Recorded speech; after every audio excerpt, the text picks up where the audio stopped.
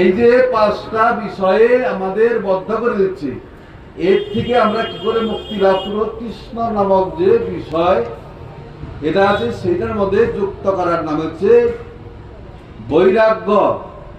দেখা যাচ্ছে সে একটা বিবেক, বৈরাগ্য দুটো গোলই।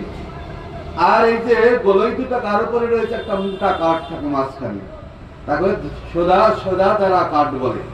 সেটা কি বলা হয়? সেটা বলে ধৈর্য। যার জীবনে ধৈর্য নেই,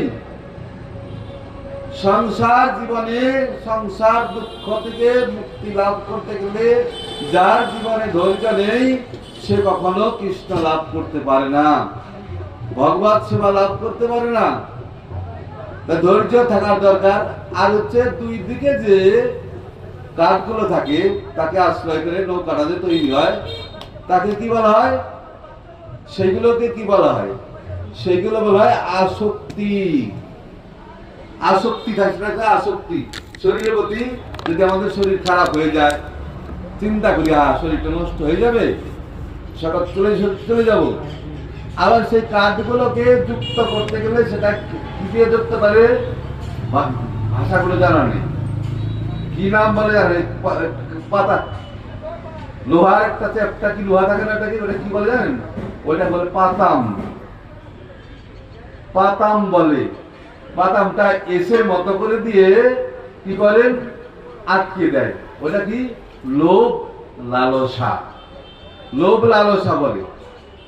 আর যেটাকে সুন্দর একটা মাছ খাড়া করবে নৌকার মধ্যে, মাছ খাড়া, এবার তলাটা তৈরি হয়ে গেল, এবার মাঝখান থেকে যখন বাস তৈরি করবে, মাঝখানে একটা পাল জোড়া বলে, তার মধ্যে একটা ছিদ্র রাখে।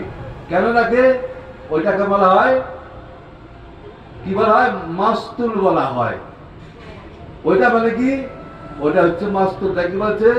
ওটা বুদ্ধি, যার স্থির বুদ্ধি, যেটা বলছে নিশ্চয়াত্মিকা বুদ্ধি। যে আমরা কর্ম করি, কর্মেতে কি হয়? কর্মটাকেই মানে শ্রেষ্ঠ হচ্ছে। কর্মের থেকে মানসিক, শারীরিক কর্ম থেকে মানসিক কর্ম হচ্ছে শ্রেষ্ঠ। মানসিক কর্মের থেকে যে বুদ্ধি শ্রেষ্ঠ, বুদ্ধির থেকে নিশ্চয়াত্মিকা বুদ্ধি, যেটা কৃষ্ণ পাবি দিতে পারে, সেটা হচ্ছে শ্রেষ্ঠ। সেটাকে মাস্তুল বলা হয়। আর মাস্তুলে ওই কাঠের চার, আর দুই দিকে থাকে চারটে চারটে, আটটা কাঠ, আর 9টা পাটাতন। ওটা কি বলা হয়? শাস্ত্রী হচ্ছে নববিধা ভক্তি। যে নববিধা ভক্তির এক একটা অঙ্গকে শ্রবণ, কীর্তন, বিষ্ণু স্মরণ, পাদ সেবন, অর্চন, বন্দনা